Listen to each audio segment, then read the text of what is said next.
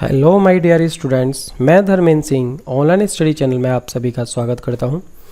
Menstruation का एक topic हम आपको पढ़ा रहे थे जिसमें हमने 3 पार्ट कराए हैं, जिसमें ट्रायंगल त्रिभुज को पूरा डिटेल में समझाया है और एसडी यादव बुक से हमने उसके क्वेश्चंस भी कराए हैं। कोई अगर प्रॉब्लम हो तो आप वीडियो पे कमेंट करके हमें बता सकते हैं। आज हम बात करेंगे पार्ट 4 में मेंस्ट्रुएशन का, जिसमें हम बात करने वाले हैं रेक्टेंगल आयत के बारे में। यहाँ पे हम आयत की कुछ बेसिक्स बातें करेंगे और उसके कुछ क्वेश्चंस भी कराएंगे जो कि एसडी यादव बुक से ही होंगे। चलिए स्टार्ट करते हैं हम आज का टॉपिक। देखिए, आज के टॉपिक को समझने के लिए आपको बहुत बेसिक सी चीज़ें समझनी होंगी पहले। जैसे ये हमारा एक आयत है, ये हमने एक आयत बना लिया। आयत में हमने इसकी साइड्स के हम नाम दे देते हैं। अगर ये एक ABCD ये इसकी साइड्स हैं, तो देखिए सबसे पहली बात जो आपको इसमें समझनी है वो ये है कि इसकी आमने सामने की भुजाएं आपस में बराबर होती हैं। AB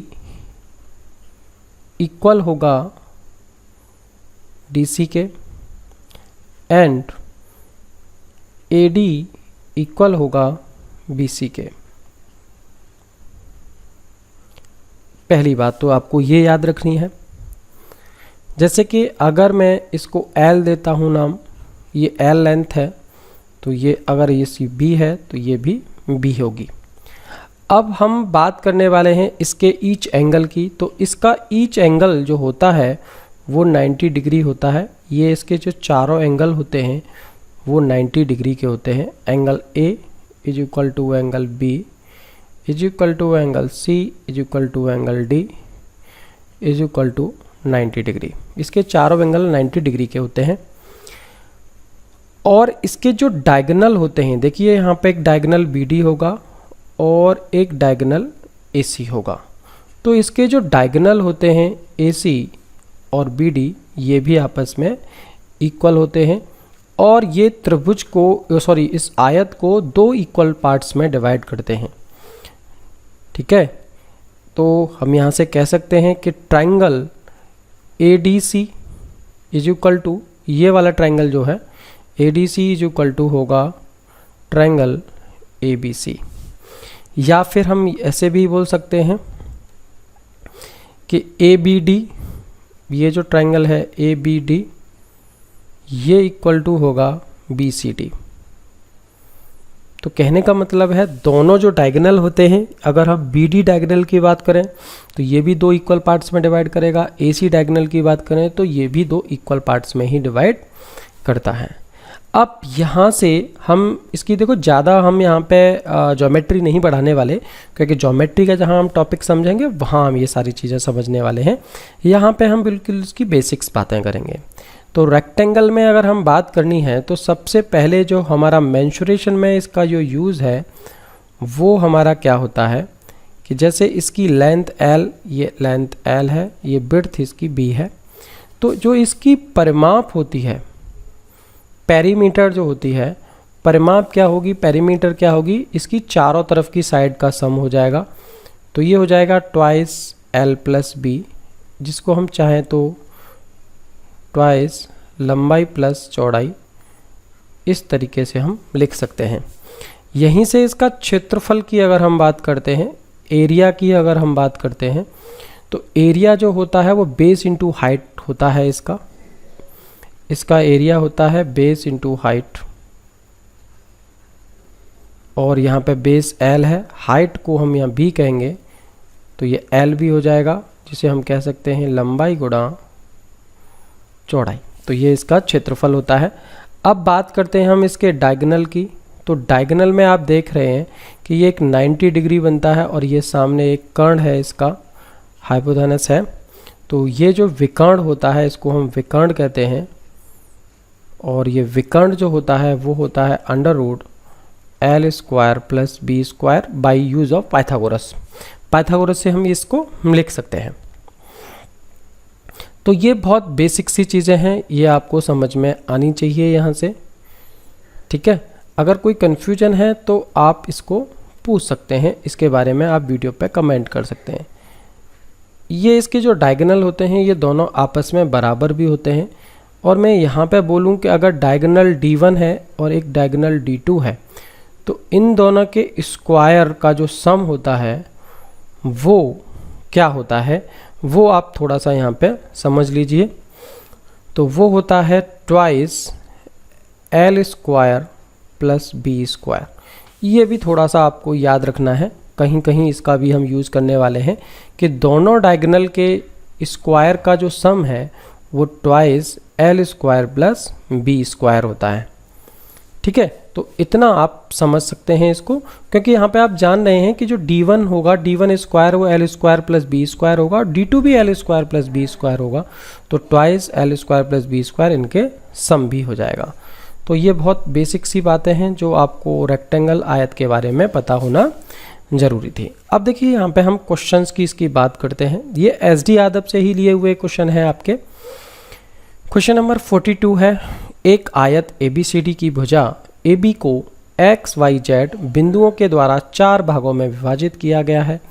तदनुसार क्षेत्रफल त्रिभुज XYC अपॉन क्षेत्रफल आयत ABCD कितना होगा। बहुत बेसिक सा क्वेश्चन है। देखिए ये जैसे कि एक आयत हम बना लेते हैं। यहाँ पे एक आयत है, ये हमारा क्या कह रहा है इसमें कि आयत है ABCD। हमने माना कि ये ABCD एक आयत है। यहाँ AB को XYZ 3 बिंदुओं के द्वारा 4 बराबर भागों में बांटा है। तो इस लाइन को हमने 3 बिंदुओं के द्वारा 4 बराबर भागों में बांट लिया और ये पॉइंट हमारा X है, ये Y है और ये Z है। तो ये चारों इक्वल पार्ट है, ये वाला, ये वाला, ये वाला और ये वाला। अब कह क्या रहा है कि त्रिभुज XYC, एक त्रिभुज हमको बनाना है ये XYC, ये एक त्रिभुज बन गया XYC, और क्षेत्रफल आयत ABCD, इस पूरे का जो क्षेत्रफल है वो, इन दोनों के साथ आपस में रिलेशन क्या है। तो बहुत देखिए बेसिक सा क्वेश्चन है, कोई टफ नहीं है। ये चारों लेंथ आपकी इक्वल है और मैंने मान लिया कि ये जो पूरी चारों लेंथ हैं ये सारी की सारी आपकी A है, ये भी A है, ये भी A है, ये भी A है। तो जो इसकी पूरी लेंथ होगी वो क्या हो जाएगी, 4A हो जाएगी। क्लियर है। और मैंने इसकी जो विड्थ है उसको मैंने B मान लिया। ठीक है, तो अब देखिए मुझे निकालना है एरिया ऑफ त्रिभुज XYC अपॉन एरिया ऑफ आयत ABCD, यही तो मुझे निकालना है। तो देखिए त्रिभुज XYC जो दिया हुआ है आपका, ये XYC आपको दिख रहा है यहाँ पे, ये XYC है और इसका आपको एरिया निकालना है। ठीक है, इसका एरिया निकालना है। तो इसका बेस कितना है, इसका बेस A है। तो त्रिभुज का एरिया क्या होता है, हाफ बेस मतलब A इंटू हाइट, और इस ट्राइंगल की हाइट क्या है वो हमारी दिख रही है हमें B, तो इसकी हाफ A इंटू B हो जाएगा। और जो ABCD पूरा रेक्टेंगल है, इसकी जो नीचे वाली साइड है ये 4A है और इसकी हाइट B है, तो इसका जो एरिया होगा 4A इंटू B होगा और AB से AB कैंसिल आउट हो जाएगा। यहाँ पे आप देख रहे हैं ये हो जाएगा 1/8 और यही इस सवाल का आंसर है 1/8। यही हमसे पूछ रहा था। तो बहुत बेसिक सा क्वेश्चन था, आराम से आप समझ सकते हैं, कोई कंफ्यूज होने की ज़रूरत नहीं है। बहुत बेसिक सी बात थी यहाँ पे, इसके अकॉर्डिंग हमने इसको समझ लिया। चलिए आगे हम बात करते हैं। Next question, question number 43। यहाँ पे क्वेश्चंस को अगर हम देखें तो देखो क्या कह रहा है, एक खेल का मैदान आयताकार है, उस मैदान की भूमि को इस्तेमाल करने लायक बनाने के लिए 25 पैसे प्रति वर्ग मीटर की दर पर 1000 रुपये खर्च किए गए। उस मैदान की चौड़ाई 50 मीटर है। यदि मैदान की लंबाई 20 मीटर बढ़ा दी जाए तो प्रति वर्ग मीटर की दर पर कुल कितने रुपए खर्च होंगे। देखिए क्वेश्चन बहुत लेंथी है अगर आप इसको बेसिक से करोगे तो, और कंपटीशन बेस से करोगे तो इसका आंसर बहुत आसान है। ठीक है, तो आपको समझना है कि आपको क्वेश्चन करना कैसे है। पहले मैं आपको एक बात बताता हूँ, कंपटीशन बेस से सॉल्व करा देते हैं इस क्वेश्चन को, कि पहले खर्च आ रहा था 1000 रुपये, जो पुराना खर्च था वो 1000 आ रहा था। इसका मतलब नया खर्च जो भी आएगा वो 1000 से तो बड़ा ही आएगा। अब वो बड़ा क्यों आएगा? क्योंकि उस मैदान की चौड़ाई 50 मीटर है, मैदान की चौड़ाई को नहीं बढ़ाया है, मैदान की लंबाई को 20 मीटर बढ़ा दिया। मैदान की जो लंबाई है उसको हमने 20 मीटर बढ़ा दिया। एक बात बताओ, लंबाई चौड़ाई तो हमारी पहले भी 50 मीटर थी और लंबाई को 20 मीटर बढ़ाया है, प्लस 20 कर दिया है लंबाई को बढ़ा के, तो एरिया कितना बढ़ा? जो क्षेत्रफल है वो कितना बढ़ा? वो बढ़ गया 50 × 20। कहने का मतलब है यहाँ पे 1000 वर्ग मीटर, ये इतना एरिया बढ़ गया। और 25 पैसे प्रति वर्ग मीटर की दर से खर्च कितना बढ़ गया? खर्च बढ़ा, खर्च कितना बढ़ गया? 1000 पर 25 पैसे की दर से, 25 पैसे का मतलब 0.25, और 0.25 की अगर हम बात करें तो ये बढ़ जाएगा 250 रुपये। तो कुल खर्च कितना हो जाएगा? कुल खर्च तो आप समझ पा रहे होंगे, कुल खर्च पहले 1000 था और अब 250 बढ़ गया, तो कुल खर्च हो गया हमारा 1250 रुपये। और यही तो इस सवाल का आंसर है फाइनल। तो क्वेश्चन तो आपको पूरा सॉल्व करना ही नहीं था, आपको सिर्फ ये देखना था कि बढ़ा हुआ एरिया कितना है। तो खर्च कितना बढ़ा? भाई एरिया बढ़ा इतना, खर्च बढ़ा 250, तो आपका फाइनल आंसर हो गया 1250, क्योंकि 1000 तो पहले से ही था। अगर आप इस क्वेश्चन को बेसिक से करना चाहें तो बेसिक से आप आसानी से कर सकते हैं। वो कैसे करेंगे? देखिए, बेसिक से क्वेश्चन को करना है तो थोड़ा सा आपको कैलकुलेशन करनी पड़ेगी। वो कैसे करोगे?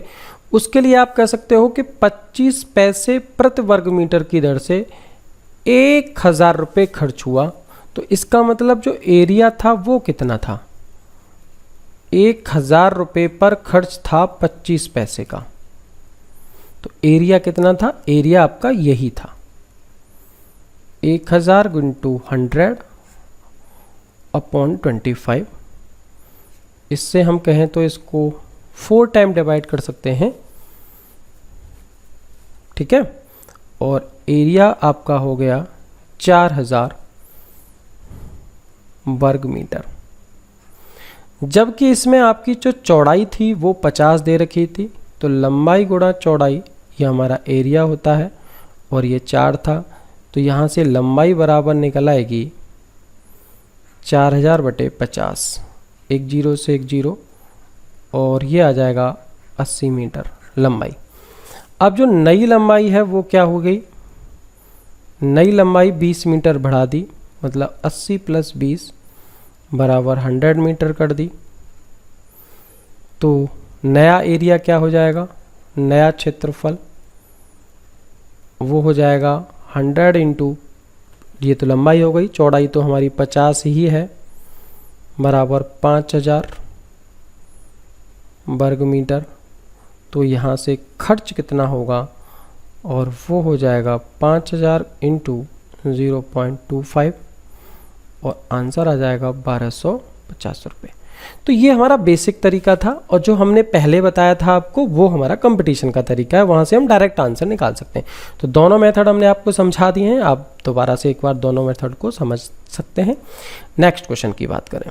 नेक्स्ट क्वेश्चन है क्वेश्चन नंबर 44। यहाँ कह रहा है एक कमरे के फर्श की लंबाई उसकी चौड़ाई से 20 मीटर अधिक है।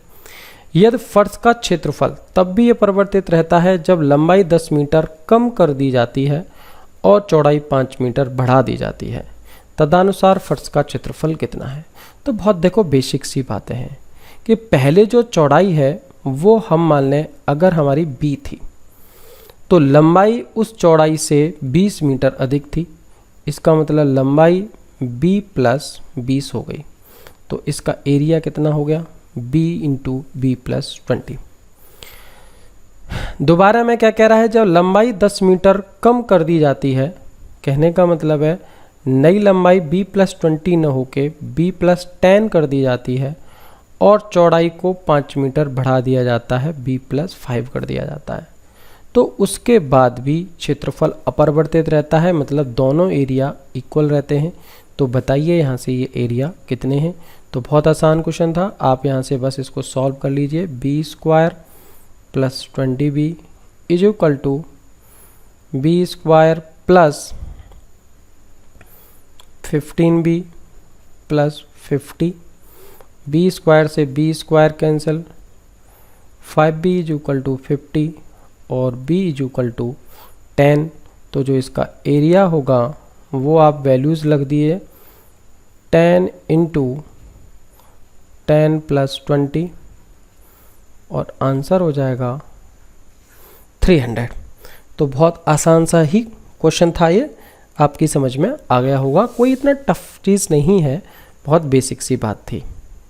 ठीक है, चलिए आगे हम बात करते हैं नेक्स्ट क्वेश्चन की। नेक्स्ट क्वेश्चन भी बहुत छोटा सा ही क्वेश्चन है। एक आयत की लंबाई और उसकी परिमाप के अनुपात इतने हैं, तो उसकी लंबाई चौड़ाई का अनुपात क्या होगा। आप देखिए जानते हैं कि लंबाई L होती है और उसकी जो परिमाप होती है वो ट्वाइस L प्लस B होती है, और इन दोनों का अनुपात 5:18 है, मतलब 5/18 दे रखा है। तो वहाँ से लंबाई और चौड़ाई का अनुपात पूछ रहा है, तो बहुत आसान है, कैलकुलेशन कर लेते हैं हम। 18L इज इक्वल टू 5 दूनी 10L प्लस 10B और 8L बराबर 10B, L/B बराबर 10/8 और 2 से 5/4, तो आंसर हो गया 5:4, जो कि इसका सी ऑप्शन है, 5:4। तो बहुत बेसिक सा क्वेश्चन था, ये भी कोई इतनी टफ नहीं था। आप देखो इस क्वेश्चन को थोड़ा सा जल्दी भी कर सकते थे, ऐसी कोई दिक्कत नहीं थी। आपको पता था कि लंबाई और परिमाप का अनुपात दे रखा है, तो लंबाई अगर 5 है और इसकी परिमाप 18 है, तो आपको ये बात पता है कि इसमें 18 में 2 लंबाई है, 2 लंबाई है, 2 ही बार चौड़ाई है, तभी तो परिमाप बना है। तो अगर मैं इसमें से 10 माइनस कर दूं, इसमें से अगर मैं 10 माइनस कर दूं तो ये 8 क्या होगी, यहाँ पे ये जो निकल के आएगी 8 जो है वो 2 चौड़ाई आ जाएगी, और डिवाइड करूँगा इसे 2 से तो 4 इसकी चौड़ाई आ जाएगी, और लंबाई और चौड़ाई का अनुपात 5:4 हो जाएगा। तो ये आप थोड़ा सा समझ सकते हैं, ऐसा कोई टफ नहीं है। ठीक है, कैलकुलेशन देख लीजिएगा आप। क्वेश्चन नंबर 46 की हम बात करते हैं। यहाँ पे कह रहा है कि 25 मीटर लंबे और 15 मीटर चौड़े एक सभागार के चारों ओर 3.5 मीटर समान चौड़ा एक बरामदा है। बरामदे के फर्श को इतने रुपए के हिसाब से तैयार करने में लागत कितनी होगी। देखिए ऐसे क्वेश्चंस को करना बहुत आसान होता है।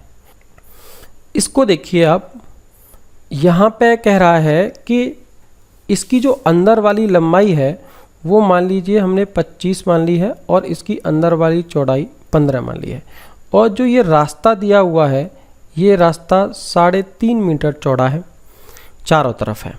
तो देखो इसकी जो लंबाई होगी टोटल ये बढ़ के हो जाएगी, 3.5 इधर बढ़ेगी और 3.5 इधर बढ़ेगी, तो इसकी जो नई लंबाई होगी वो 25 + 7 हो जाएगी, 3.5 तो 32 हो जाएगी, ये L होगी। और बिर्थ जो बढ़ेगी वो 15 की जगह पे कितनी बढ़ेगी, वो भी 7 बढ़ जाएगी, इसका मतलब 22 हो जाएगी।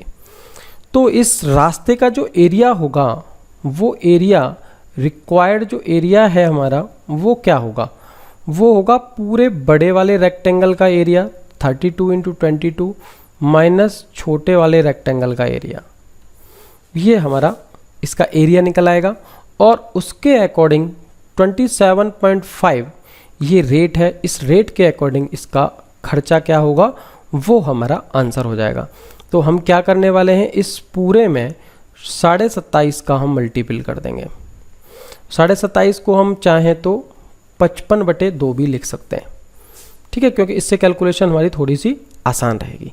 तो इस तरीके से हम गुणा करके इसका आंसर निकाल लेंगे, ठीक है। देखिए यहाँ पे इसका आंसर, इसको पूरे को कैलकुलेट करेंगे तो हमारा आ जाएगा ये, जो कि हमारा सी ऑप्शन है।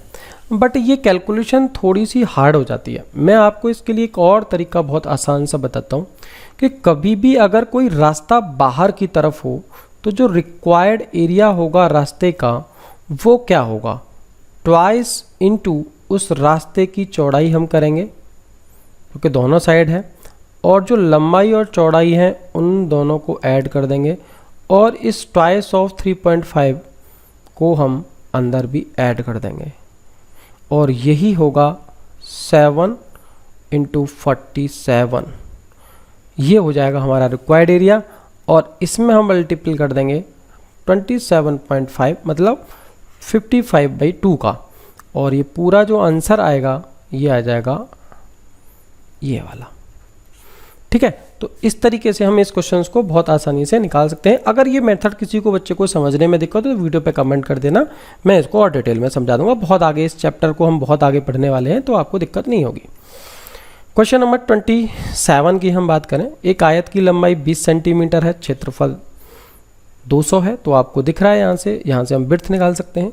यदि उसकी केवल लंबाई बढ़ाकर उसके मूल क्षेत्रफल को 1/1/5 गुने की वृद्धि कर दी जाती है तो इस प्रकार निर्मित आयत का परिमाप कितने सेंटीमीटर हो जाएगा, ये वाला क्वेश्चन है।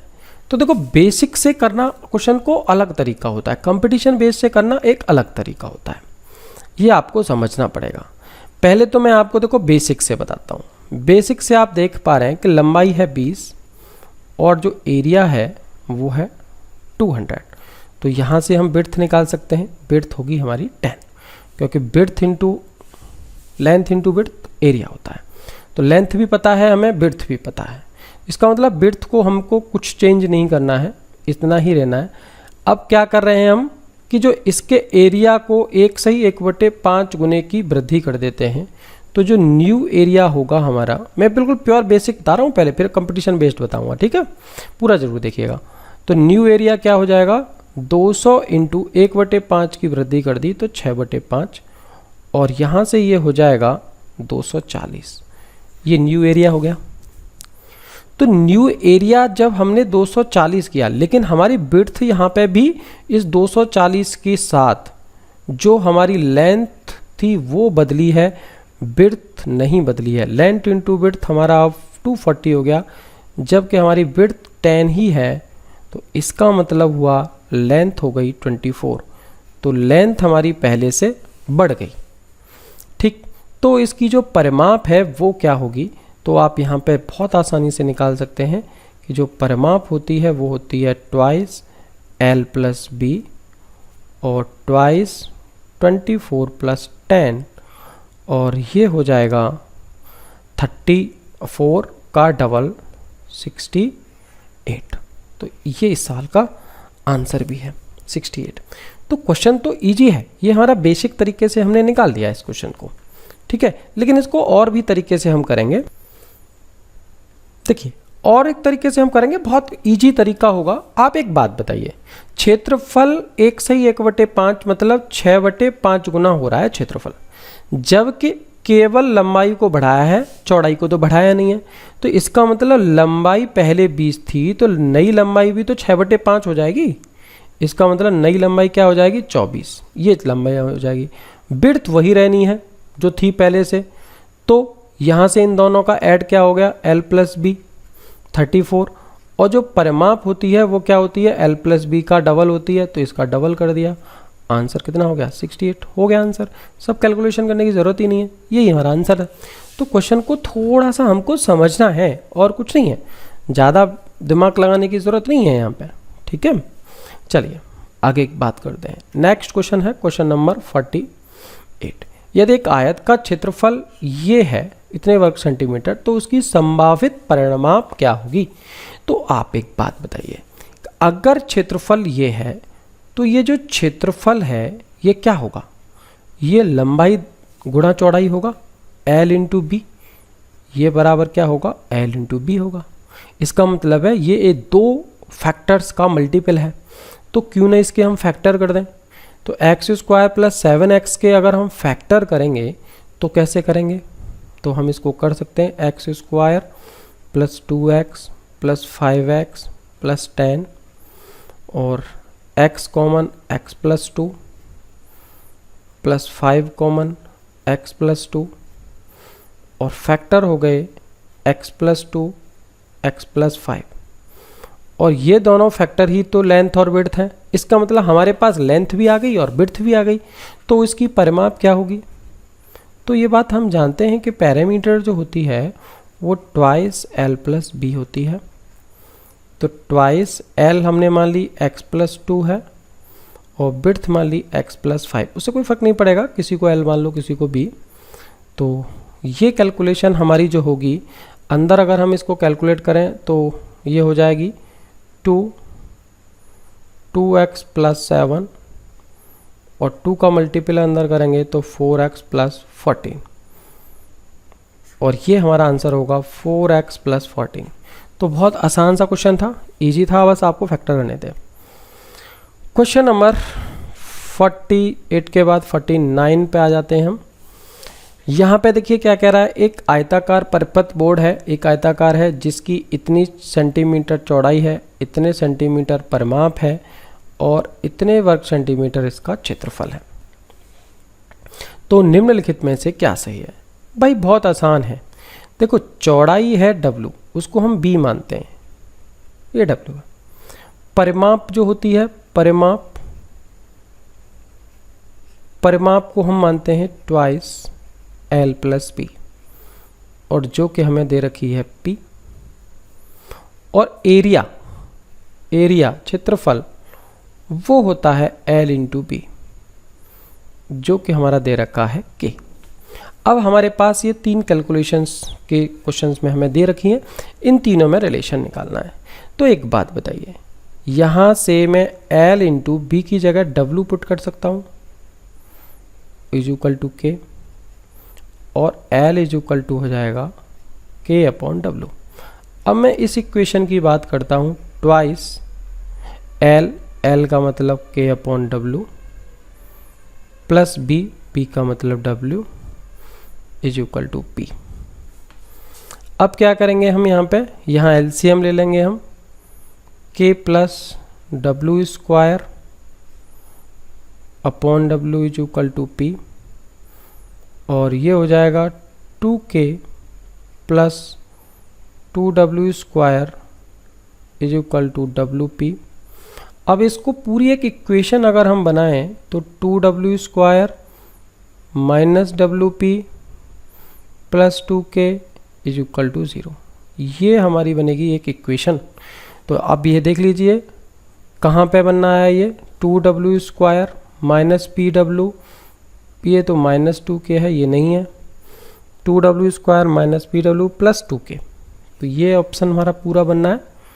ठीक है, तो इसके द्वारा हम आंसर इसका कर सकते हैं, ये बी ऑप्शन ही हमारा इसका सही आंसर है। तो बहुत इजी सा क्वेश्चन था, ये भी कोई टफ नहीं था, यहाँ से समझ पा रहे हैं आप इस बात को। ठीक है, तो बस कैलकुलेशन देखनी थी और कुछ नहीं था, बस क्वेश्चन यहीं से हमारा सॉल्व हो जाएगा। आगे की बात करते हैं हम, नेक्स्ट क्वेश्चन नंबर 50। एक देखिए हमें SD यादव के क्वेश्चन है जो जिस तरीके से आएंगे, इजी हैं तो इजी करा रहे हैं, टफ हैं तो टफ करा रहे हैं, बाद में हम अपने अकॉर्डिंग भी कुछ क्वेश्चन कराएंगे, पहले SD यादव के पूरे क्वेश्चंस कर लेते हैं। एक हाल 15 मीटर लंबा और 12 मीटर चौड़ा है, यदि उस हाल के फर्श तथा छत के क्षेत्रफलों का योग उसकी चारों दीवारों के क्षेत्रफल के बराबर हो तो उस हाल का आयतन कितने घन मीटर होगा। देखिए ये थोड़ा सा अभी आप कुबॉइड पढ़ेंगे, घनाव, वहाँ पे और अच्छा समझेंगे, फिर भी मैं यहाँ पे इसको बता देता हूँ कि जो एक हाल है उसके फर्श, तो देखो कोई भी हाल होगा उसकी लंबाई और ये चौड़ाई है, तो उसके फर्श और क्षेत्रफल जो होंगे, फर्श होगा LB और क्षेत्रफल भी होगा LB, तो उन दोनों का योग हो जाएगा 2LB। अब उसकी चारों दीवारों का क्षेत्रफल क्या होता है, कमरे की चारों दीवारों का क्षेत्रफल होता है कमरे की परिमाप इंटू ऊंचाई के बराबर। ठीक है, इस तरीके से होता है। अब यहाँ से, अब देखो ये अगर आपको कन्फ्यूजन हो तो यहाँ पे आप अपना एक कमरा, जिस कमरे में आप बैठे हैं उसी को समझ लीजिए। उस कमरे के आधार की परिमाप और उसकी ऊंचाई, वो उसकी चारों दीवारों का क्षेत्रफल होता है। ठीक है, और लंबाई गुणा चौड़ाई, ये हमारी फर्श हो गया, और इतनी होती है छत, तो ये 2L भी हो गया। अब यहाँ से इसको अगर कैलकुलेट करें तो देखो 2 से 2 कैंसिल आउट हो जाएगा, और ये L इंटू बी हो जाएगा 15 गुणा 12, L प्लस बी हो जाएगा 27 इंटू H। 3 से कटेगा 4 बार, 3 से कटेगा 9 बार, 3 से 3 बार, 3 से 5 बार, और H इक्वल टू होगा 20/3। ठीक है, तो उस कमरे की क्या निकल आई? हाइट। अब कमरे का आयतन पूछ रहा है। आयतन अभी हमने समझाया नहीं है, आगे हम पढ़ेंगे नेक्स्ट टॉपिक में, वहाँ पे पढ़ लेंगे। फिर भी आप समझ लीजिए कि जो इस कमरे का आयतन होगा वो घनाभ होगा, और आयतन होगा LBH। तो आपको L भी पता है, आपको B भी पता है, और H हमने निकाल ली। बस इसको सॉल्व कर देंगे तो 15 चक 60, 60 गुणा 20, 1200, ये होगा इसका आयतन। ठीक है, तो बहुत आसान है क्वेश्चन, सारे बहुत इजी से क्वेश्चन है। नेक्स्ट क्वेश्चन देखिए 51 हम देखते हैं। यहाँ पे एक ABCD एक आयत है जिसमें AB equal to H square, AD equal to 3P, उसमें H को दूना और P को आधा कर दिया जाए तो क्या होगा, ये वाली बात पूछ रहा है। तो देखो बहुत आसानी से हम देखेंगे, पहले हम एक आयत बनाएंगे समझने के लिए।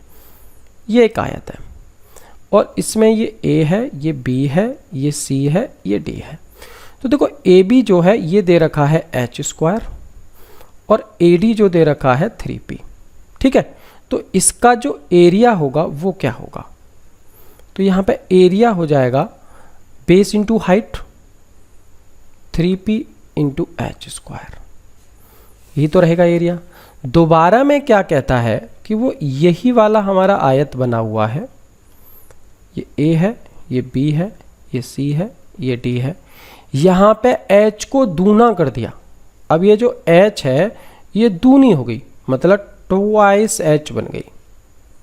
अब उसका स्क्वायर होगा, और जो P है वो आधी हो गई, 3P की जगह पे हमने लिख दिया P/2।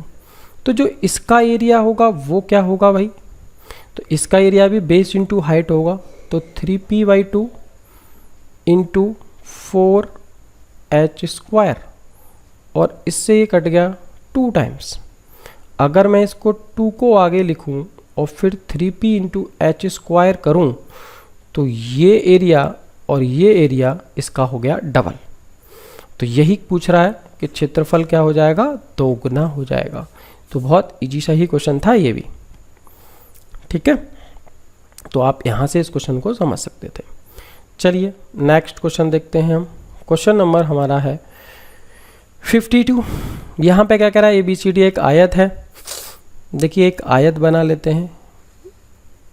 ये सब थोड़ा सा ना उसका है, ज्योमेट्री वाला पोर्शंस हैं। ज्योमेट्री अभी पढ़ाई नहीं है तो बाद में पढ़ाएंगे ज्योमेट्री, तो फिर भी आप समझते जाइए। ABCD एक आयत है। PQRS AB BC CD DA के मध्य बिंदु हैं। ये एक मध्य बिंदु है P, ये Q, ये R और ये S, और इनको मिलाने से जो एक ये फिगर बना, ये वाला चतुर्भुज PQRS का क्षेत्रफल किसके बराबर होगा, ये पूछ रहा है। अब इसका जो एरिया होगा वो किसके बराबर होगा, ये आपसे पूछ लिया है इसने। ठीक है, पूरे का एरिया से इसका एरिया कितना होगा, बस आपसे इतना पूछ रहा है। तो बहुत आसानी से देखिए, आप एक बात समझ लीजिए यहाँ पे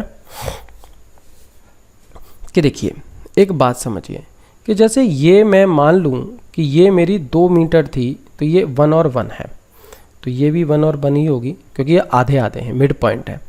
ठीक है, और ये वाली मैं मान लूँ कि ये मेरी 4 है, तो ये 2 और 2 है, या कुछ भी मान लूँ, उससे कोई फ़र्क नहीं पड़ रहा है। मैंने बड़ा छोटा मान लिया, उससे क्या फ़र्क पड़ रहा है। तो जो इस ABCD का एरिया क्या होगा, ABCD एरिया क्या होगा, वो हो जाएगा 2 1 और 1 2 और 2 और 2 4 इज इक्वल टू 8। इस ABCD का एरिया तो होगा 8। अब जो हमको इसका एरिया निकालना है अंदर वाले का, इसका एरिया क्या होगा ये हमको समझना है। अंदर वाले का जो एरिया है वो हमको समझ, तो देखो अंदर वाला का एरिया बहुत आसान है समझना। आप इसका एरिया निकालिए। ये एक समकोण त्रिभुज दिख रहा है क्योंकि आधार है, और ये भी एक समकोण त्रिभुज दिख रहा है क्योंकि ये भी एक 90 डिग्री है ना आयत वाला। ये भी एक समकोण त्रिभुज, ये भी एक समकोण त्रिभुज। तो यहाँ पे 1/2 हाइट बेस इंटू हाइट के 4 समकोण त्रिभुज हैं। तो इनका एरिया निकाल लीजिए आप। तो इनका एरिया क्या होगा, 4 इंटू, चारों का एक साथ निकाल देता हूँ मैं, हाफ बेस इंटू हाइट, और 2 से 2 कट गया तो ये कितना हो जाएगा, 4 हो जाएगा इनका एरिया। तो पूरे का एरिया 8 है। तो जो अंदर वाला PQRS है, PQRS, इसका एरिया क्या होगा, टोटल का एरिया माइनस इस ट्राइंगल्स का एरिया इज इक्वल टू 4 हो जाएगा कि नहीं। तो इसके अकॉर्डिंग इसका जो एरिया है वो क्या है, ABCD के एरिया का हाफ है। क्या है, हाफ ऑफ ABCD है। तो ये यहाँ पे ऑप्शन दे रखा है, ABCD के एरिया का हाफ है। तो बहुत आसानी से हम इस कोई भी क्वेश्चन को कर सकते थे, समझ में आ गया होगा। नेक्स्ट क्वेश्चन देखते हैं हम, क्वेश्चन नंबर 53। एक आयत की लंबाई उसकी ऊंचाई मतलब चौड़ाई 5:3 के अनुपात में है। यदि उस आयत की प्रत्येक भुजा में 4 सेंटीमीटर की वृद्धि कर दी जाए तो उससे लंबाई और चौड़ाई का अनुपात 8:5 हो जाता है। तो उस आयत के क्षेत्रफल में कितने सेंटीमीटर का परिवर्तन हो जाएगा। ये वाला क्वेश्चन आपको दे रखा है, ठीक है, कि पहले लंबाई चौड़ाई का अनुपात पता है, बाद में लंबाई चौड़ाई का अनुपात पता है वृद्धि करने के बाद। तो वो पूछ रहा है कि उस आयत का जो नया क्षेत्रफल होगा वो कितना परिवर्तन हो जाएगा। देखिए इस क्वेश्चन को आप एक बात समझिए, जो हमने आयत का एक SD यादव का चैप्टर, सॉरी इसका रेशियो वाला, अनुपात वाला जो SD यादव का चैप्टर पढ़ाया है हमने, उसमें आप देखिए मैंने इसका एक बहुत आसान तरीका बताया हुआ है। मैं यहाँ पे दोनों तरीके बताऊँगा, बेसिक्स भी और कंपटीशन वाला भी। कि जैसे पहले जो इसकी लंबाई और ऊंचाई थी वो मान लीजिए कि 5x और 3x, ये इनके अनुपात थे। इन दोनों में हमने +4 कर दिया और ये अनुपात हो गया 8:5। यहाँ से आप x की वैल्यू निकाल लीजिए जो कि आएगी 12।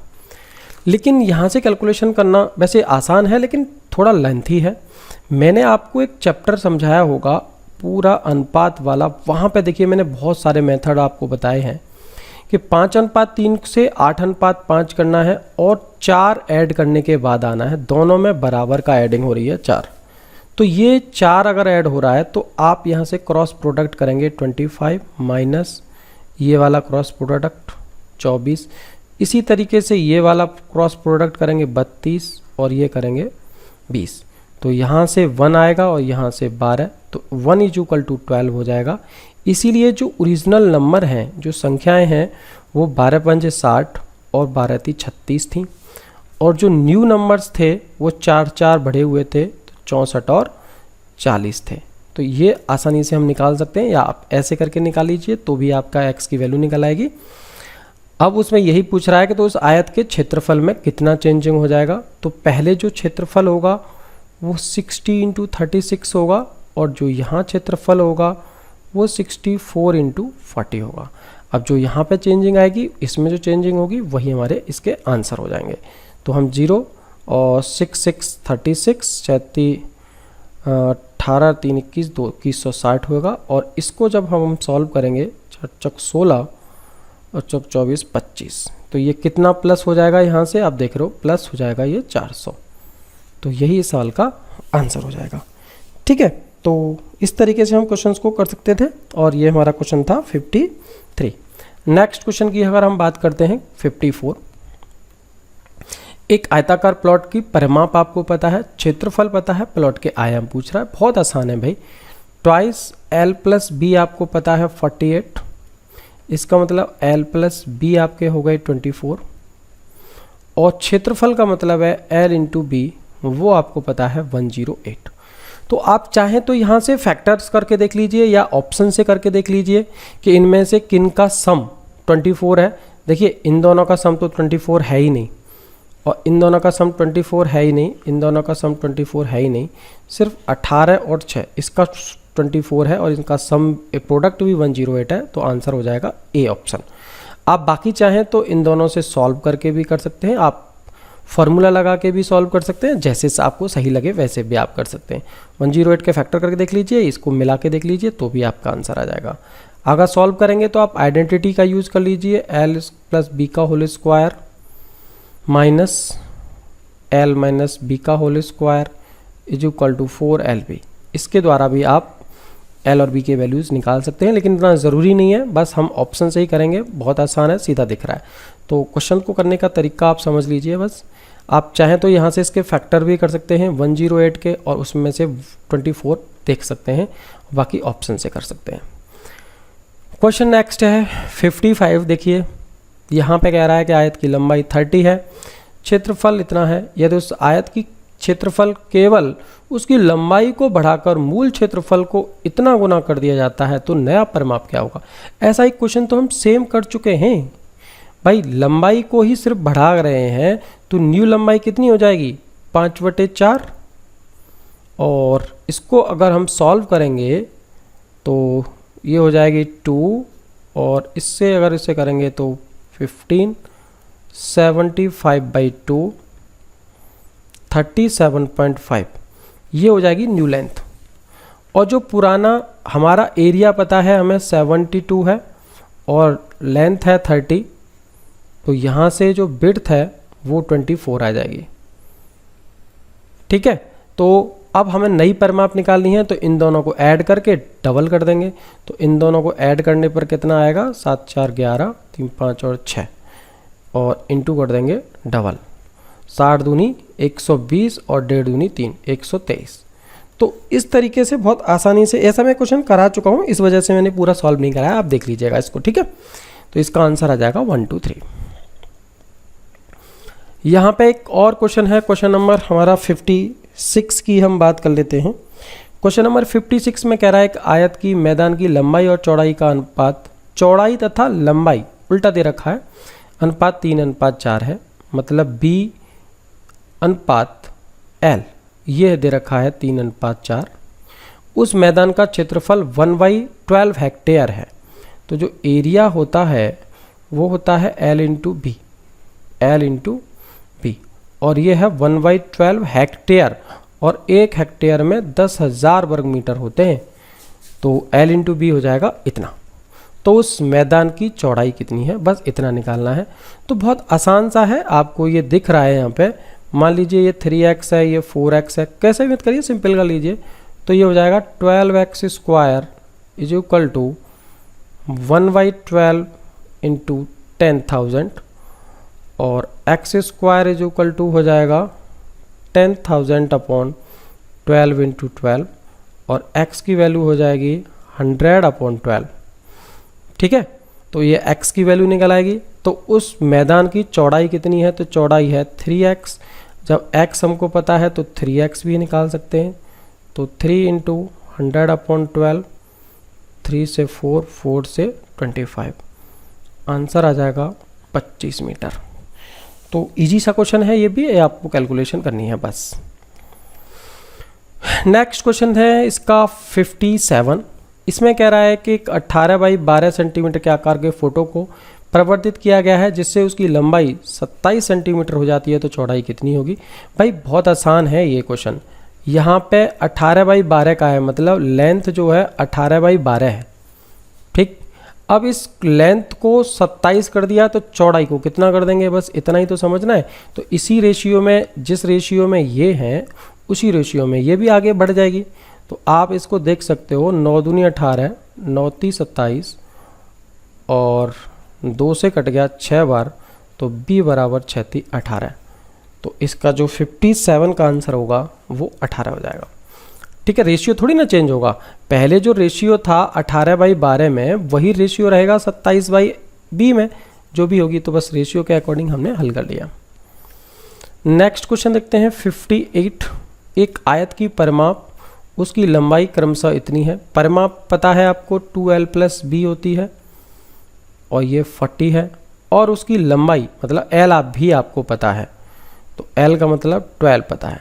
तो यहाँ से आप चौड़ाई भी तो निकाल सकते हैं भाई, सीधी सी बात है। ये 24 plus 2b is equal to 40 और 2b इज इक्वल टू कितना हो जाएगा, ये हो जाएगा 60 और b इज इक्वल टू 8। और वैसे आप सीधा सीधा भी देख लीजिए, ये जो परिमाप है 40, इसमें लंबाई 12 है, तो 2 बार लंबाई आएगी, तो ये 2 बार चौड़ाई बचेगी, इसमें 2 से डिवाइड कर दो, आंसर 8 हो गया। तो 8 चौड़ाई हो गई। तो ये बहुत बेसिक से क्वेश्चन थे इसके। और यहाँ पे ये जो देखो SD यादव में जो टॉपिक्स दे रखे हैं उसी के अकॉर्डिंग मैं क्वेश्चन करा रहा हूँ। पहले मैं इस पूरे बुक्स के क्वेश्चंस को कराऊंगा, उसके बाद अपने कुछ और क्वेश्चंस भी कराऊंगा, ठीक है। तो बहुत बेसिक्स हैं, आप समझ चुके होंगे। अगर कोई भी डाउट है भाई तो टेंशन लेने की ज़रूरत नहीं है, आप वीडियो पे कमेंट करिए या मेरे व्हाट्सएप नंबर 9759444049 पर भी मुझे मैसेज कर सकते हैं। मैं आपको पूरी हेल्प करने की कोशिश करूँगा। Okay, thank you.